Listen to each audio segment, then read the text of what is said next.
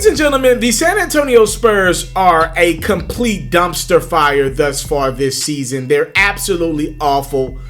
Look, I thought the Spurs would be from maybe the 7th seed and the 9th seed. I think in my preseason predictions for the Western Conference, I had the Spurs hovering around the 7th seed, 8th seed, 9th seed, at least competing for a playoff spot. They're the second or third worst team in the Western Conference.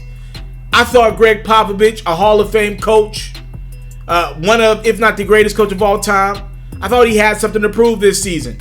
Demar Derazon, after he had to watch Kawhi Leonard lead DeMar's Toronto Raptors team, where he put his blood, sweat, and tears for a decade in, I thought DeMar would come back with something to prove. I thought LaMarcus Aldridge, watching his former team, the Portland Trail Blazers, make it to the Western Conference Finals, I thought he'd have something to prove this season. I guess I thought wrong. This team is awful, and they're awful in the West, which makes everything worse, meaning they're bad, but because the Eastern Conference is so bad, the Spurs could be one of the 3 worst teams in the West, but still only have like the 8th, 9th, or 10th worst record in the NBA because there's so many bad teams in the East. The worst of the East is going to outweigh the worst in the West, unless it's the Golden State Warriors. They're awful. They might be the worst team in the league. The point I'm trying to make is, I think the Spurs capped out. And I really thought with DeJounte Murray coming back from injury, I really thought the Spurs had a chance to compete, be an exceptional team defensively. But I know what the Spurs' number one problem is over everything else. They don't have a closer. DeMar Derazon can get you to the fourth quarter, averaging 21 points a game. He's had a couple nights where he's lit it up against the Mavericks the other night. I think he went for a season-high 36. He can still light it up, but through 3 quarters. When he gets into the fourth quarter, winning time. This is the problem that he had in Toronto. DeMar Derazon is a good player in this league, an all-star in this league in the right situation, but he ain't a closer. You see, now we're leaving really good player and we're hovering into star mode. There are stars around the league to me from the Kyrie Irvings of the world. Stars like a Klay Thompson. Stars all around the National Basketball Association. Luka Doncic. He's going to be a superstar soon. Joel Embiid. All these guys can get you a bucket late in the game. See, I'm not going to put DeMar Derazon in the star category, though he's been an all-star in this league. He's a really, really good player. Stars can make clutch baskets. Superstars can win you a ring. DeMar Derazon is under the superstar and under the star category for me. He can't win your games right now. In the fourth quarter, when you need a basket, you get the ball to DeRozan. I've seen him do so much mediocrity this year in late game situations. I watch every San Antonio Spurs dribble this season. I've seen him have offensive fouls with 30 seconds to go. I've seen him turn the ball over. Technical foul. He's done everything in his power to blow games for the Spurs this season. Just not a closer. Nothing's wrong with that. He's just not a closer. You're really good at your job. You're just not the manager. You make really good YouTube videos. You're just not a YouTube star. You know what I mean? And nothing's wrong with that. Everyone has a role to make the ship go. So that brings us to the overarching conversation here. Will the Spurs be a seller at the trade deadline? Again, they're only 5-10 thus far. There's enough time for them to turn this thing around. But I'm looking at that roster like, who's going to do it? Who's going to be the spark plug? You think I'm counting on DeMar Derazon to turn that thing around? I'm not. LaMarcus Aldridge to turn it around? I'm not. I think this team is likely headed to the lottery. And that's that's uncharted territory for Popovich. He just don't do that. And if that is the case, I wonder around the deadline, will the Spurs listen to offers for DeMar Derazon or LaMarcus Aldridge? Maybe a Portland Trail Blazer return would be nice. Get some of that salary cap off the books for the Spurs. You know they cheap. In DeMar's situation, we obviously know the Orlando Magic have been very interested in acquiring DeMar Derazon for the last few months now. They've let it be known. Saw those two teams facing off the other night. I saw DeRozan have a really good game through 3 quarters, and then he blew it, like I said, in the fourth quarter again. And I was thinking to myself, Damn, at least Orlando's getting a real look at what they get if they trade for DeMar DeRozan. My question is, if the Magic are really interested in DeRozan, what would you give up? I don't believe the Magic would give up Vucevic. They just signed him to a big deal. I don't believe that. And I wouldn't do it for DeRozan. Vucevic, though he's not an all-star in this league, or a superstar rather, because he's going to be an all-star. Though he's not a superstar in this league, he's a consistent. And Vucevic was an all-star last year.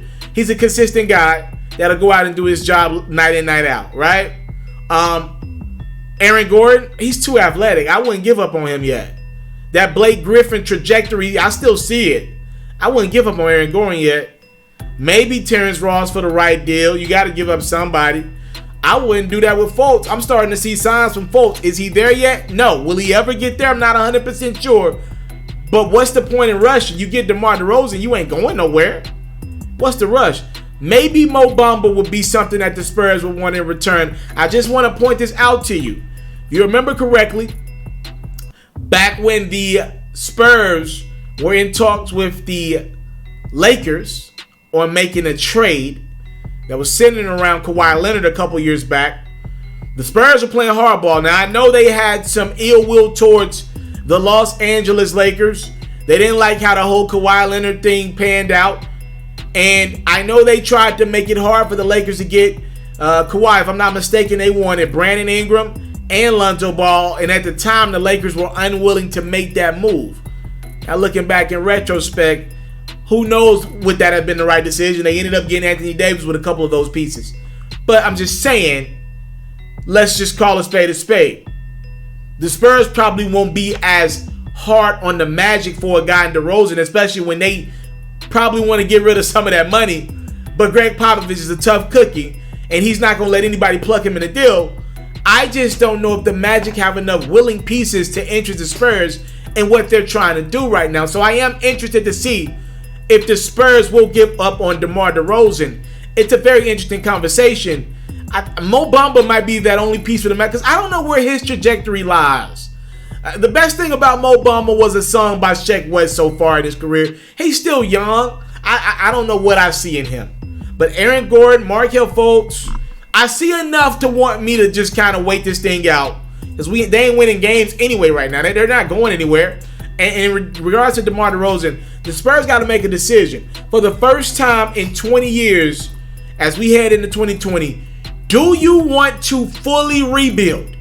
Is that what you want to do? Are you finally admitting that your championship window as Greg Popovich as your head coach is over, and how likely in his career, San Antonio, or if you're Popovich, do you want to move on? I mean, the Spurs, that organization has given him everything that he needs to be successful. They're giving him the raises. They went out and got the pieces that Pop wanted that fit in Pop's system. But if you're Greg Popovich at the age that he's at, he lost his wife last year, got arrested dead. If you're Pop, what do you want to do? Do you want to finish this thing out where you started? Or do you want to just say, you know what? I want to go after one last championship. What if it doesn't work out in LA with the Lakers? What if they fire Frank Vogel after a year? I doubt this. The Lakers got the best record in the NBA. I'm just saying, what if it didn't work out with Doc Rivers and the Clippers? I doubt that as well. I'm just saying, things do happen. We've seen stranger things in the NBA. I'm looking around the league. Rick Carlisle looks pretty settled in Dallas. I doubt Mark Cuban ever make a move off of Rick Carlisle. But, I mean, there are teams. The Atlanta Hawks, I just watched them live the other night. I know they're not in the championship picture, but they're a piece or two away from making the playoffs.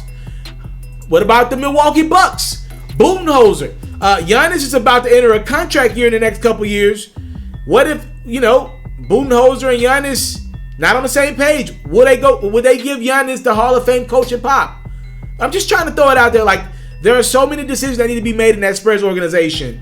I think the first one is, do you want to keep DeRozan or do you want to let him go?